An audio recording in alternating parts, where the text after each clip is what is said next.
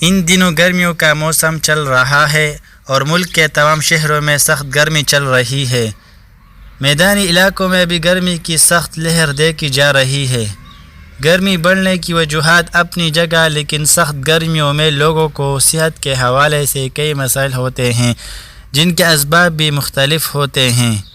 گرمیوں میں عام افراد کو سر میں درد کی شکایت بھی ہوتی ہے اور ایسے افراد کو محسوس ہوتا ہے کہ انہیں گرمی نے متاثر کیا ہے۔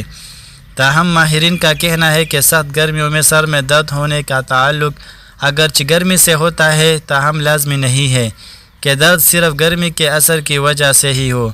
ماہرین صحت کے مطابق گرمیوں میں سر درد کی مختلف وجوہات ہوتی ہیں، جن میں انسانی جسم میں پانی کی کمی، مناسب غذا نہ کھانا، مکمل نیند نہ کرنا اور گرمیوں کی وجہ سے ورزش یا چہل قدمی نہ کرنے جیسی وجوہات شامل ہیں۔ ماہرین کے مطابق گرمیوں میں سر کے درد سے بچنے کے لیے لوگوں کو زیادہ سے زیادہ ٹھنڈا پانی استعمال کرنا چاہیے اور جسم میں کسی طرح بھی نمکیات کی کمی نہ ہونے دیں۔